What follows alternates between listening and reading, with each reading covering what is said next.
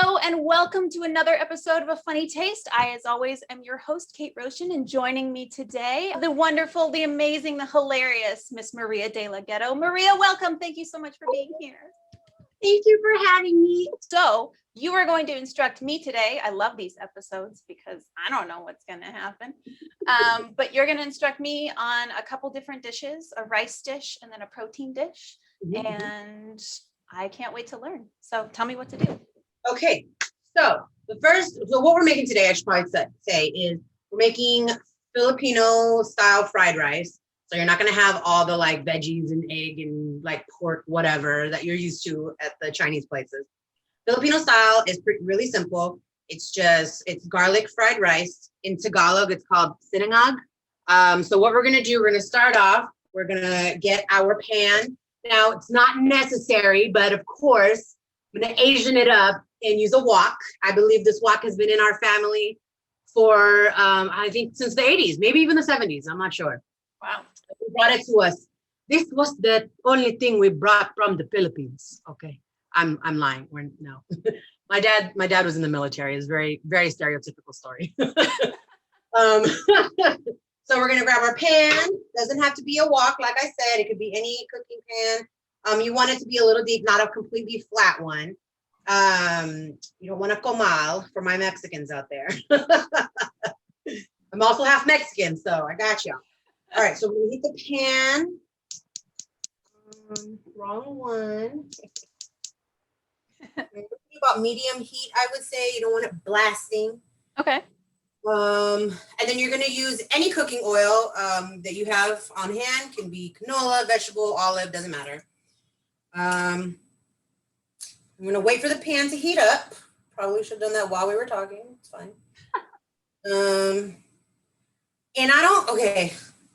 I would say it's probably, if I was gonna measure it, it's probably about a tablespoon of oil, but Filipinos just like to eyeball stuff, so I'm just gonna assume. And then I'm gonna do a tablespoon with y'all, and then I'm gonna be like, that's not enough oil, so I'm adding some more.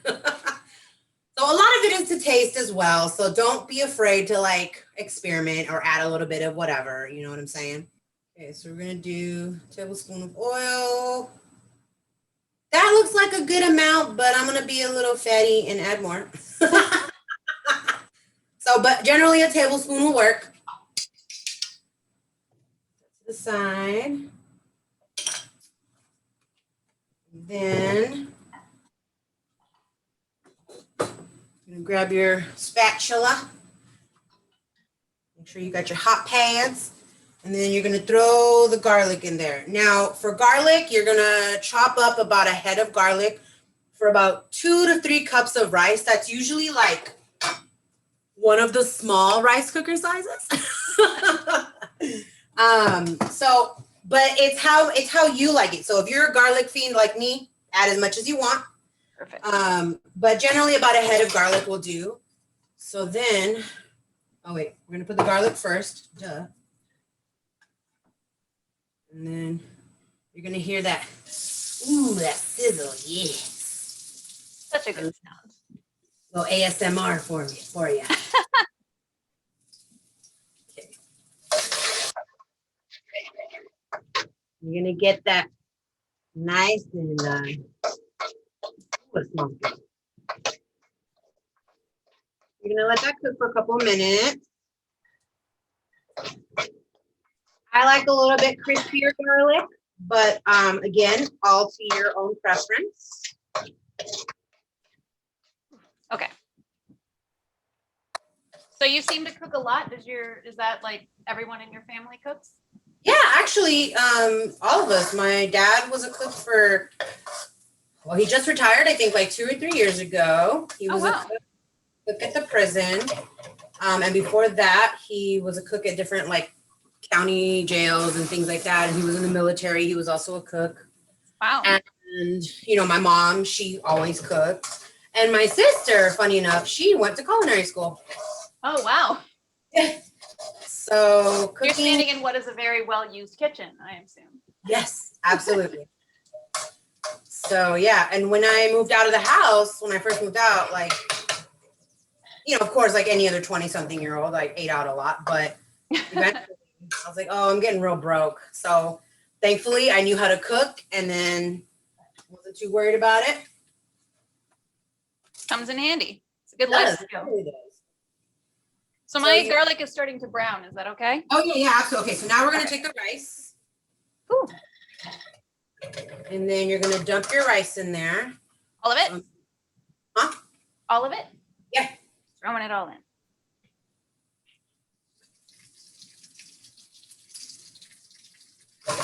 As a Filipino, it's really hard to not cook in bulk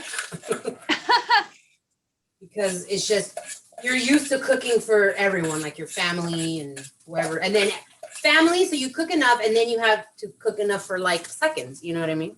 Of course, for leftovers. Those are the best. Exactly. Filipinos don't know this single serving stuff. We don't know what that is. Don't know her, and she doesn't sound fun.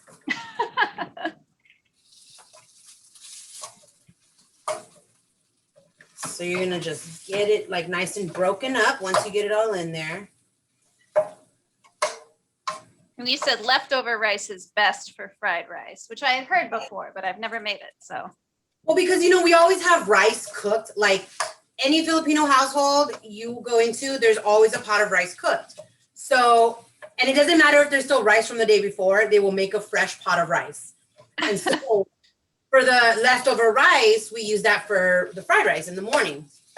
And then you have your fried rice in the morning, and then you have your fresh rice for dinner.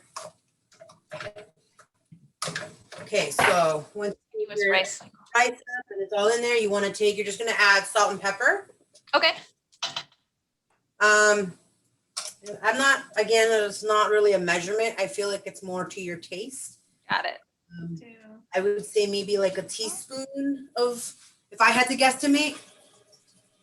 But again, Filipinos, we just eyeball it. Oh, this smells so good already. Right? Yep. Okay. I'm going to put pepper in mine because my mom can't have spicy things because of her tummy. Aw. Pepper.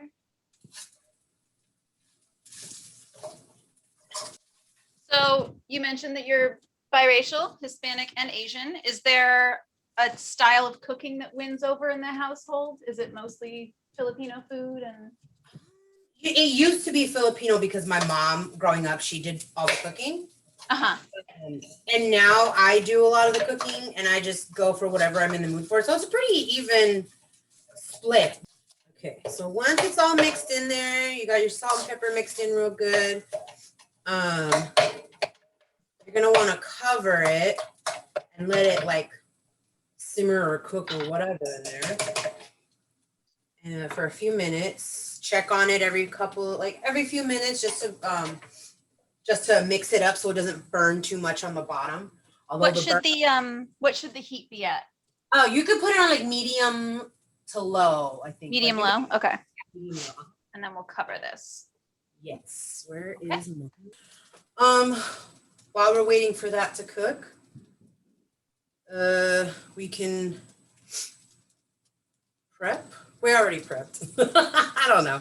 We're gonna pretend to prep for our protein dish, which people can prep if they're gonna follow along on this. We're gonna do a adobo inspired protein. So generally, adobo is made with chicken or beef or pork.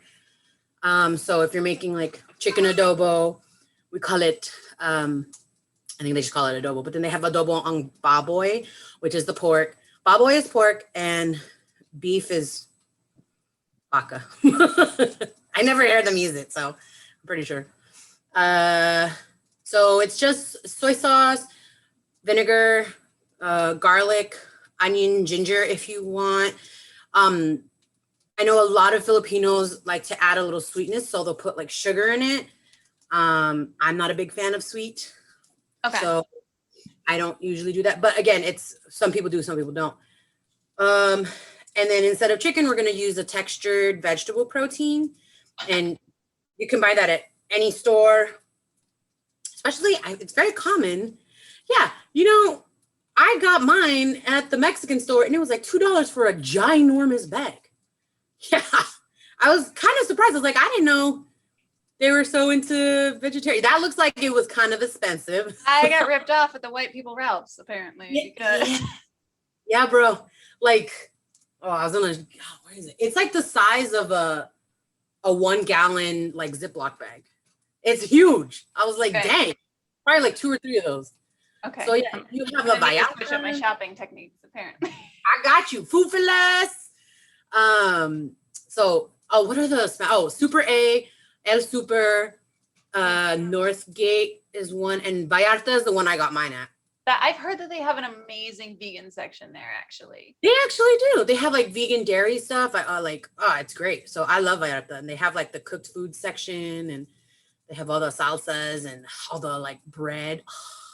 I should probably check the rice, see if it's. Yeah, every time I hear mine like sizzling, it hasn't gotten stuck to the bottom of the pan yet. I'm just overly cautious. But when you scrape it up, I love crispy rice. Yeah. But that like garlic really starting to get brown in there and cooked. And so I do have to ask you, where did you get the amazing stage name? Is it a nickname originally or is that your biblical name and you really are of the ghetto? Government name? No, bro. It was my government name. We would, like I said, we'd be there all night. No. So when I first started out doing comedy, I was like, I want to use a stage name because I just don't want my real name, my government name out there, you know what I'm saying? Bill collectors be trying to come after me and shit. They're like, oh, you famous now, girl. You better pay up.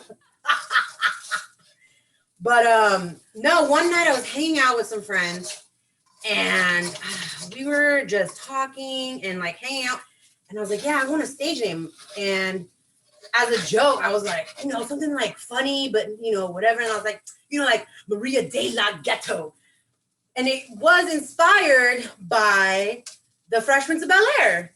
Like a lot of people don't know this, but that episode where Jeffrey, you watched it, right? Oh yeah. Okay. From okay. Pennsylvania. He was from Philadelphia. It was like the coolest fucking show. Yes. Okay. So he joined when Will joined Poetry Club. He was like talking about to impress some girl. He's like, yeah, I know this one street poet, Rafael de la Ghetto. And so she was like, oh my God. And then the white teacher who wanted so hard to be cool and like in the note, he's like, oh, I've seen a reading from him. And so for the poetry night, Will was like, I need to get a Rafael de la Ghetto. So he asked Jeffrey to pretend to be this famous urban poet. So Jeffrey rolled up in a big old afro and a dashiki, and he was like, he rolls up and he's like, trying to read something, but then he like froze. I don't know what happened, but then he's like, cannons to the left of me. Cannons. I was just going off on some like old English poetry stuff. It was so funny. And so one night it just popped up and I thought it was so funny. It was just a joke, as in like, it just sounds so funny, like Maria de la Ghetto. And then it just stuck. I used to walk home because I grew up in Highland Park, which now everybody's like, it's like super bougie because it's gentrified AF. Yeah. But back in the day, it was hood. So I'd be walking home from school, from Luther Burbank Middle School. You'd be seeing girls getting jumped at the park in the middle. We're right next to the public library. I'm good. I almost got jumped just for saying one of the gang's names out loud. I was reading off the bathroom wall. I was like, BQS. I was like, BQS. And someone heard me say it from whatever gang. I left the bathroom, was walking down the hall or whatever. Some girl comes up to me like, hey, where you from, fool? And I was like, what? The Philippines. I don't know. What? Like, who do you claim? I was like, I don't know what you're talking about. She's like, I heard you claim BQS in the bathroom. And I was like, what? No, nothing. I am not. She's like, I was like, I literally was reading it off the wall. I wasn't even like, look at me. Look at my chubby Asian ass. Do I look like a chola? Do I look? Y'all, you didn't even know what I was when you walked up to me. Like, come on, man. So she's like, all right, fool. She's like, watch what you say. And I was like, my bad. I was so sorry. I was like, that was every day. So I was always dumb for something. No reading out loud. It's dangerous. Honestly, see? That's what education got you back in the day. Oh my God. Man. All right, I think our rice is done. I think that's good. Looking pretty good. Crispy. And it's got that brown, like, it's like that brown tint to it because it's all like, Yeah. whatever it is. I can't remember. Got a sepia tone to it. Nice little There it is. golden hue. Yes. So this All right. goes in a bowl somewhere set aside? Yeah, you can put it in another bowl. Okay. Are there any like things that you think are misconceptions about Asian food or Hispanic food or? Off the top of my head, the first thing that comes to mind is like the Filipino like stereotype, like we eat dog, like we all eat dog. We just be eating dog left and right. I'm like, all right, first of all, chill. I've never eaten dog and I don't plan to unless there's a zombie apocalypse. Then little Bella over here might have to go first. There is something also that I don't know if it's a misconception, but I don't know if you would consider it that. But like, it's seen as like, I feel like Mexican food, like ethnic foods are seen as like cheap food. You know what I mean? Oh, okay. Like it should be more expensive, and as far as like, or not that it should be more expensive, but just it shouldn't be treated like fast food. You know what I'm saying? Like why? Because French food is like fancier. Like I can make that stuff. I can make some coq au vin. It's not that hard. And it's just as cheap to make. You know what I'm saying? So that would be like one thing. Other than that. Okay, so now we're gonna do our low protein. So like I said, this would generally be the chicken adobo. But we're gonna be using the TVP, the textured vegetable protein.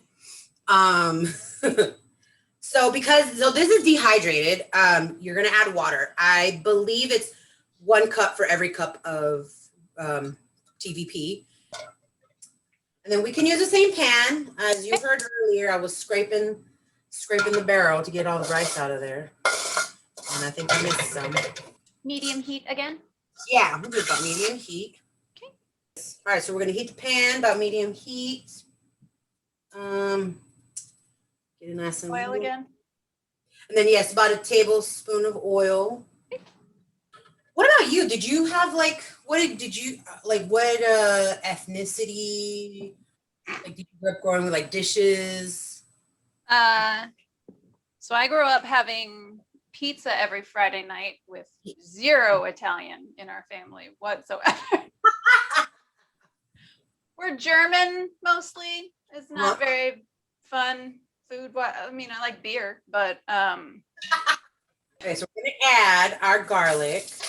Okay. Now that it's warm. If it's warm, I'm assuming it is. Yes.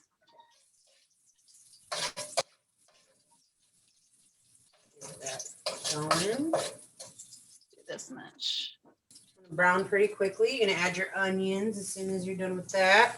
Okay.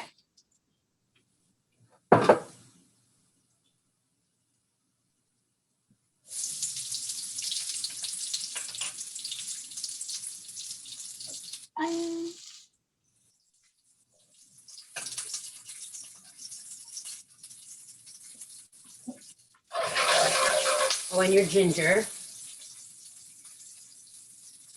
I did about 4 slices. Not this thick, thin, whatever. That's probably bigger than a fingernail, but I can't. I don't know. Not the sushi cut. Just Not the sushi cut. Exactly. All right. Okay, so you're gonna mix all of that together so you got the flavors going. 4 slices. Bam, bam, bam. And then you can add any vegetables you want because you can. I just didn't throw any like in the recipe because it's kind of like your base. But vegetables are always good. And then once your onions are kind of looking like transparent and they're nice and fragrant, you could probably add your soy protein, TVP, whatever. So once you throw in your TVP, you're gonna add, like I said, every cup. It's a 1-to-1 ratio, basically.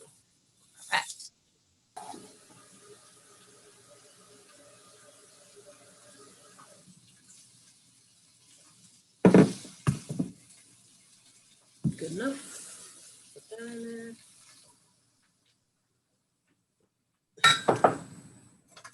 And then just mix that in. Once it's like nice and saturated, we're gonna add the soy sauce and the vinegar. So I'm gonna say, I think I'm gonna start with like 3 tablespoons of soy sauce. Okay. A tablespoon of vinegar.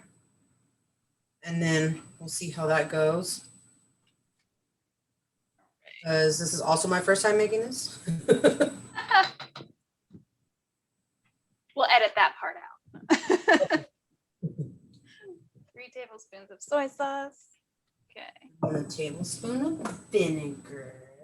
I think I'm gonna add an extra tablespoon of vinegar, just for my taste. So I use regular white vinegar, but Filipino style, we use the Datu Puti. I think that's the brand, but it's the vinegar with all the spices at the bottom, like all the chilies and stuff. Oh. Oh, good.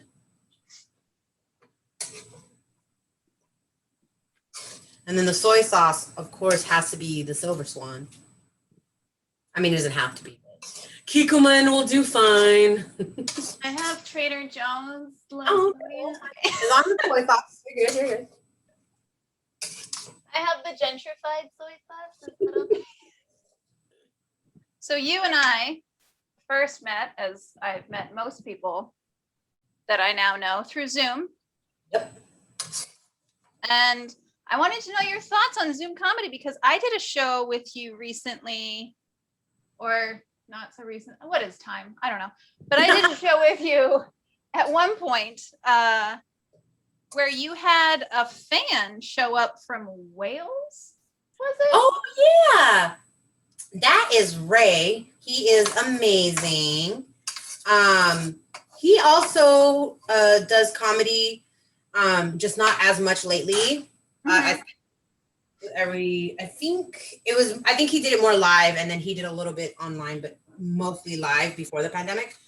I just think that that's one of the cool things. Like, I know everybody hates Zoom comedy because there's no live audience or whatever, but I think that that's such a cool thing that people underestimate is the fact that you can like reach a global audience, which at our scale, like, I don't think of myself on the same level as you. You're much better, but like at a scale where like, we're not touring comic, but to be able to expose yourself to an audience that is like half a world away is so cool. And I think that's just an underappreciated aspect of Zoom. It's like, yeah, you can have fans in different like countries that can still keep up with you and watch you and see you live. And I don't know.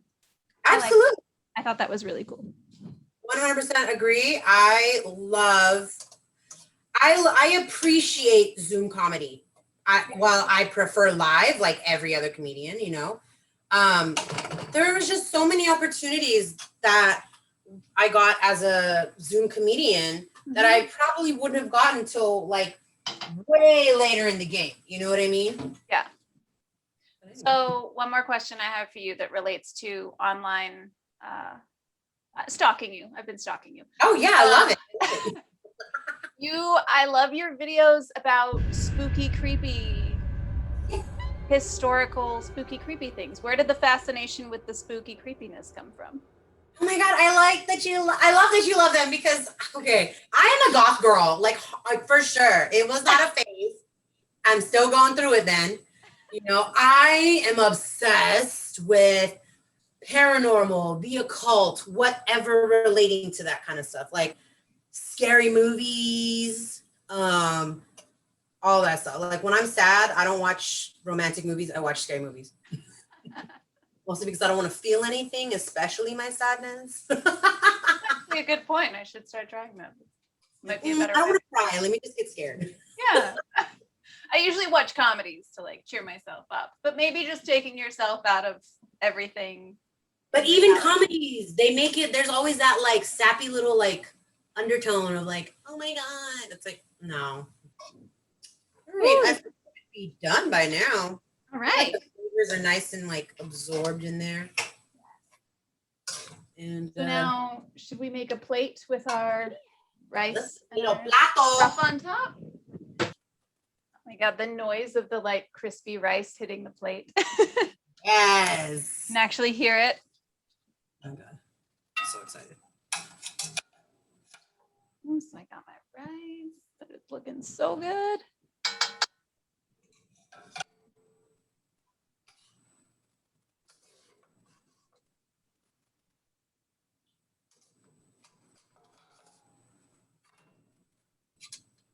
All right. I don't know if you can see that, but Ooh, fancy. Oh, you did the side by side. I did the on top. you know, whatever floats your boat, you know. Don't judge. As long as they can both get in your face. Exactly. And now for the taste test. Okay, are we ready? I think so. Cheers. Cheers. Oh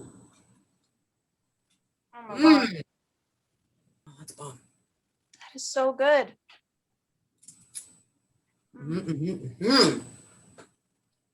This is so like hearty, but it doesn't feel like oily and gross. Filipino food, like this food is peasant food. You know what I'm saying? Like we ate this food to get through the day because they were either like farmers or fishermen.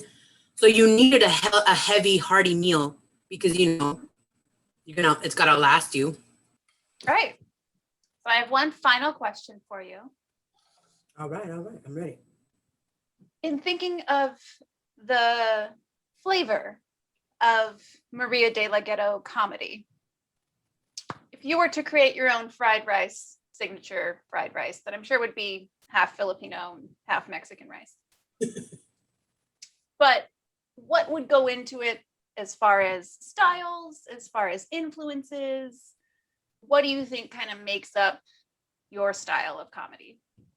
Oh man, I would say a little bit of everything for sure. Like a little bit of bacon fat, you know what I'm saying? Gotta keep it greasy. But then I love that, I gotta have the veggies. I like to keep it diverse, so I'll throw in some vegetables, like maybe some bok choy, some green peppers, some like bell peppers, maybe a little bit of serrano chilies, because of that spice.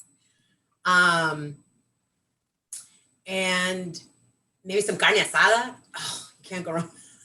But just a little bit, you know what I'm saying? Because we want to keep it a little bit healthy. Probably a lot of salt because I'm salty.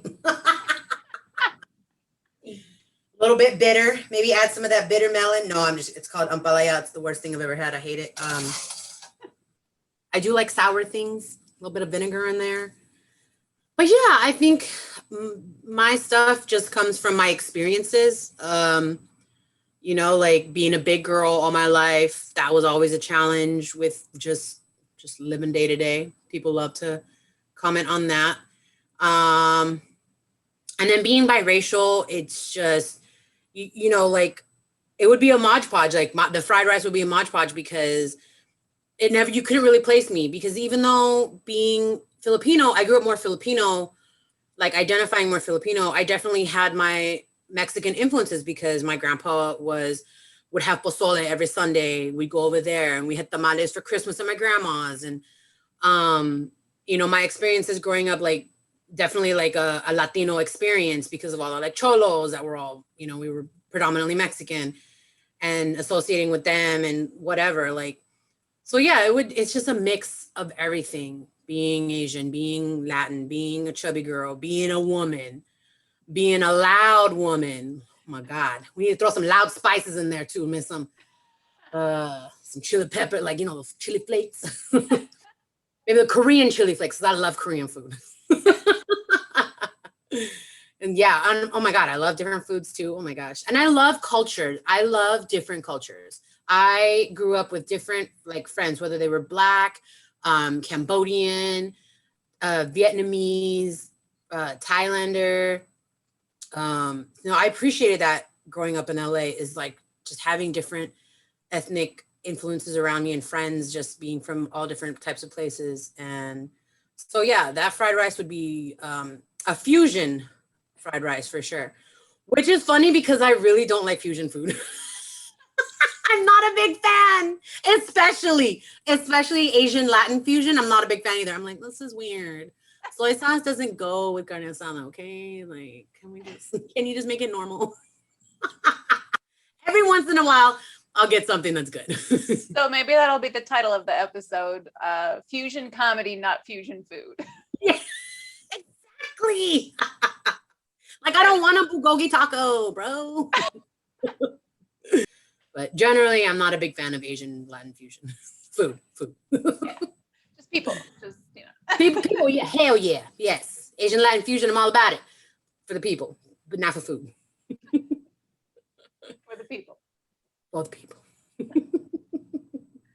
Oh my God. Well, thank you so much for showing me how to make a traditional-ish Yes. Filipino. All the ingredients were the same ingredients you would use for, the only difference was the protein, was the meat, but everything else was completely Filipino recipe. Love it. So it's authentic-ish. I like it. Okay, so I would like to give you the opportunity to tell our audience where to find you, how to follow you, how do we see you do comedy, how do we see your spooky videos, all that kind of stuff. Yeah, so everything is under Maria de la Ghetto, just like it sounds, DELAGHETTL. That's on my Instagram, my Twitter, for whatever reason, TikTok likes to just be extra. So if you look me up on TikTok, you gotta spell it, like you have to separate each word, even though my handle is at Maria de la Ghetto, it's all put together. But I don't know why it doesn't let you find me unless you type everything separate. So there's that. And that's where I post all my creepy videos first. And then I'll post on Instagram. Facebook is Maria de la Ghetto as well. And yeah, I try to post at least once a week for the creepy stories. I think I'm lagging. I'm gonna have to put one up soon. But on my Instagram, my bio, there's a link tree, and I always post my upcoming shows. And I have a couple of live shows coming up, so I'm very excited. So check that out. And yeah, like holla at an Asian / Latina. There's no term for that, like Blasian? There's no... You know what? No, I don't think so, because it's like Asian, Latina, like where would you, Lasian? Latasian? I don't know. I just say Latina, Filipina, because... Oh, there you go. You know, a Mexican persuasion with a Asian situation or whatever. Oh man. All right. Well, I think that's an episode. I don't know. I think it is. That was a great I episode. got a delicious meal and leftovers that I am so excited to have. I know. This is delicious. Yes. Excited. This was a success. This was officially a success. Absolutely was. Well, thank you so much for giving us this wonderful meal and providing us with entertainment. And I feel slightly more cultured. Just a little. Hey, well, anytime. That's what I'm here for. Have a good time. Make something delicious. So thank you so much for having me. You're so welcome. Thank you so much for watching, everybody. We'll see you next time. Bye. On the next episode of A Funny Taste. Ellis Hoffmeister? Sounds familiar. Do you happen to have like a sister, maybe? I do. We're either married or siblings. Everyone's not sure. Even we aren't sure. Tune in to find out, folks. You want to bake something as well? Something like, I don't know, kind of trashy and turn it into a bougie version? So like a hipster restaurant. You're like, oh, you could buy this for $1 at Safeway, and then you go there and you're like, or I could spend $10 and hate it. So let's make like a $10 like Pop-Tart or something like that. From scratch, hipster, expensive Pop-Tarts. I'll wear a fake mustache while I do it. So we need to go get ingredients for Pop-Tarts and fake mustaches. Okay. and a sense of entitlement. And I'll see you back here. I already have a sense of entitlement. All right. Well, I'll see you then. See you then.